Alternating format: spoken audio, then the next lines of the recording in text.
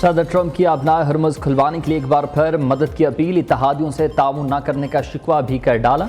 हमेशा इत्तेहादियों की मदद की मगर हमारी मदद के लिए कोई आगे नहीं आता। अपनाए हरमुज़ से अमरीका का सिर्फ 1% तेल जाता है, जापान का 95%, चीन का 90% और जनूबी कोरिया का 35% तेल अपनाए हरमुज़ से गुजरता है। ये ममालिक अपनाए हरमुज़ को महफूज बनाने के लिए बहरी बेड़े भेजें, सदर ट्रंप का मुतालबा। वाशिंगटन में प्रेस कॉन्फ्रेंस करते हुए कहा कि ईरान अब सिर्फ कागज़ का शेर है। 7000 फौजी और कमर्शियल अहदाफ को निशाना बनाया। ईरान के 100 से ज़ायद बहरी जहाज गर्क कर दिए। अपनाए हरमुज़ में बारूदी सुरंग बिछाने वाली कश्तियों को डबो दिया। जज़ीरा खारक पर मौजूद तमाम फौजी अहदाफ को मुकम्मल तौर पर तबाह कर दिया है। ईरानी हमलों में 90% कमी आई है।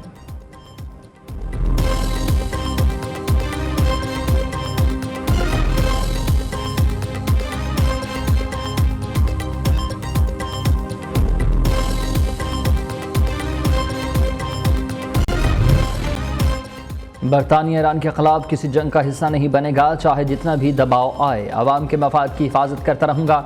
वक्त बताएगा। इस जंग से मुतालिक हमारा मौक़िफ़ दुरुस्त था। बरतानी वज़ीर आज़म कीर स्टार्मर का वाज़ेह पैगाम। कहा, तेल कंपनियों को जंग की वजह से ज़्यादा मुनाफा कमाने की इजाज़त नहीं दी जा सकती। जंग का खात्मा ही महंगी तेज़ी से नीचे लाने का वाहिद रास्ता है। अपनाए हरमुज़ को दोबारा खोलना कोई आसान टास्क नहीं है। मशरिक़ वस्ता में जंग को हम मज़ीद नहीं फैलने देंगे। जंग के बाद ईरान से मुआहदे की ज़रूरत होगी। मसले को जल्द हल करने के लिए काम कर रहे हैं। जंग को रूस के लिए फ़ायदेमंद मौका नहीं बनने दिया जा सकता।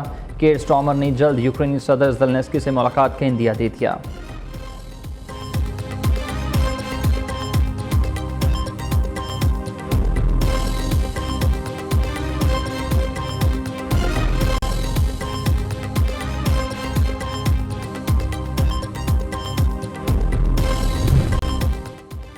ये हमारी जंग नहीं और ना ही हमने शुरू की। जर्मनी ने सदर ट्रंप की ईरान के खिलाफ फौजी मदद की दरख्वास्त मुस्तरद कर दी है। 1 या 2 यूरोपीय जंगी जहाज अपनाए हरमुज़ में क्या कर लेंगे जो ताकतवर अमरीका बहरी नहीं कर सकती। जर्मन वज़ीर दिफा ब्रॉस पीटियर्स का बयान। इटली ने वाज़ेह कर दिया है कि अपनाए हरमुज़ पर किसी नेटो मिलिट्री ऑपरेशन में शामिल नहीं होंगे। ऑस्ट्रेलिया ने भी मशरिक़ वस्ता के मिशन में हिस्सा लेने से इनकार कर दिया। यूरोपीय यूनियन की खारजा पॉलिसी के सरबराह काया कलास कहती हैं कि अपनाए हरमुज़ को हर सूरत खोलना यूरोपीय यूनियन के मफाद में है। उसकी बंदी से आलमी तवानाई और तेल की सप्लाई मुतासर होगी। UN सेक्रेटरी जनरल से भी अपनाए हरमुज़ पर मुशावरत की है।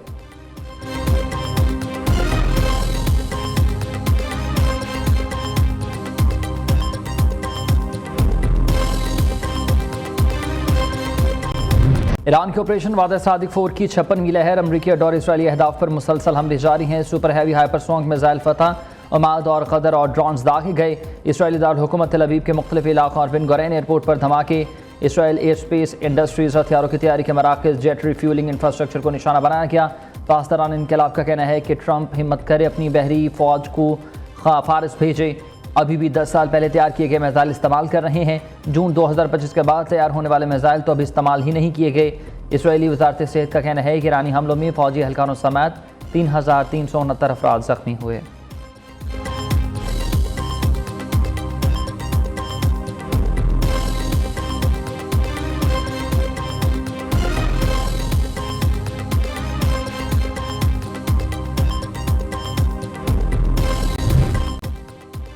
इसराइल और अमरीका की ईरान पर बमबारी। शहरी आबादियों को निशाना बनाने का सिलसिला भी जारी।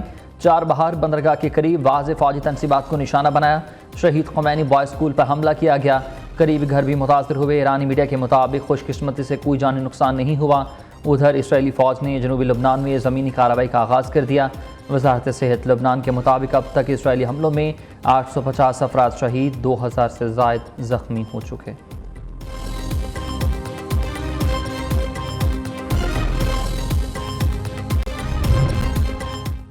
ईरान पर अमरीकी और इसराइली जारहियत मुज़ाकरात के दौरान धोखे से की गई है। हमलों में इनकलाब इस्लाम के कई रहनुमा और फ़ौजी अफसरान शहीद हुए। ईरानी कौमी सलामती के मशीर अली लारजानी का इस्लामी ममालिक के सरबराहान और मुसलमानों के नाम पैगाम। कहा, ईरान बड़े शैतान अमरीका और छोटे शैतान इसराइल के ख़िलाफ़ मुज़ाहमत के रास्ते पर गामज़न है। इस्लामी ममालिक ईरान के ख़िलाफ़ दुश्मन की साजिशों का मुकाबला करें।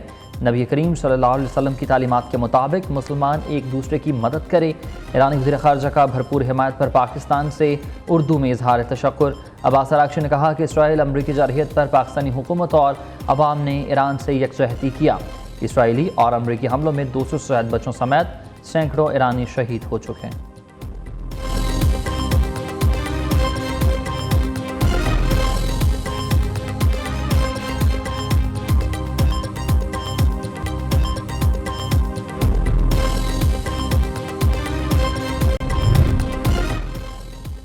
सऊदी वली अहद मोहम्मद बिन सलमान और अमाराती सदर मोहम्मद बिन जायद के दरमियान टेलीफोनिक राबता। दोनों रहनुमाओं का खलीजी रियासतों पर ईरानी हमलों के खिलाफ मुकम्मल यकजहती का इजहार, अस्करी कशीदगी फौरी ख़त्म करने, संजीदा मुज़ाकरात और सफारती ज़राए को तरजीह देने पर जोर दिया गया।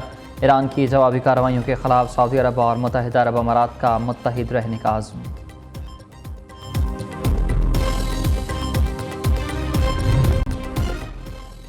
वज़ीर-ए-आज़म की किफ़ायतशारी मुहिम पर अमल दरामद के लिए तीसरे फरीक से ऑडिट की हिदायत। पाक ऐप में तेल की शिकायत के लिए नया फीचर भी मुतारिफ करा दिया। मुल्क में पेट्रोलियम मसनूआत की मुनासिब मिक़दार मौजूद। कौमी सतह पर किफ़ायतशारी और बचत के लिए इक़दाम का निफाज हो चुका। आवाम को रिलीफ देने के इक़दाम पर मुशावरत जारी है। वज़ीर-ए-आज़म का मुल्क की मईशत के इस्तेहकाम के हवाले से जायज़ा इजलास से खिताब। शहबाज शरीफ ने कहा कि हुकूमत किसी भी किस्म की सूरत हाल से निमटने के लिए तैयार है।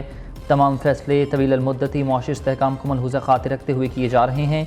मुआशी इस्तेहकाम और आवाम के लिए रिलीफ हुकूमत की अव्वलीन तरजीह है।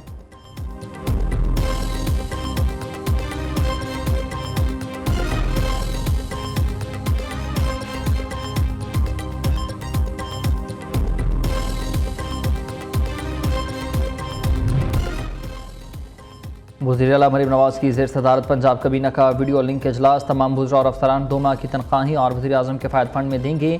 रमज़ान निगहबान पैकेज की कामयाब तकमील पर सूबाई कबीना का इजहार तशक्कुर। वज़ीर आला मरीम नवाज़ ने सुथरा पंजाब से वाजिबात को यकमश्त वसूली से रोक दिया। कहा, अवामी मफादात के बरअक्स कोई इक़दाम काबिल कबूल नहीं है।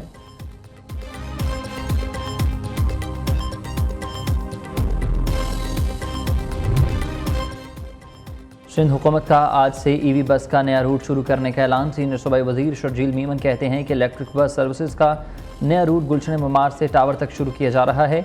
मुस्तकबिल में ईवी बस सर्विसेज के मज़ीद रूट्स मुतारिफ कराए जाएंगे।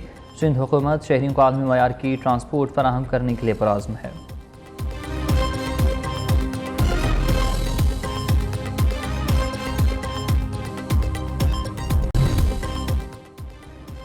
पाकिस्तानियों के लिए खुशखबरी। मुल्क में ईद उल फितर पर मौसम खुशगवार रहेगा। 17 से 25 मार्च तक पंजाब, खैबर पख्तूनख्वा, बलूचिस्तान, कश्मीर और गिलगित बल्तिस्तान में बारिशों का इम्कान है।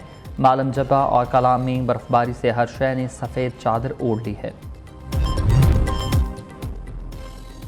शौकीन क्रिकेट का इंतजार खत्म। PSL 11 के ऑनलाइन बुकिंग का आज से आगाज़। ऑनलाइन टिकट्स दोपहर 12 बजे से फ़रोख्त के लिए दस्तयाब होंगी।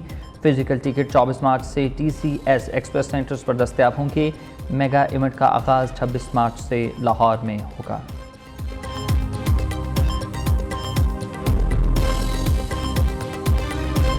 हज़ार महीनों से अफजल तलुए शहर तक रहमतें और बरकतें समेटने की रात। फ़र्जंदान इस्लाम मुल्क भर में शब क़दर मजहबी अक़ीदत और एहतराम के साथ मनाने में मसरूफ़ हैं। ख़वातीन घरों और मर्द मसाजिद में इबादत में मशगूल हैं।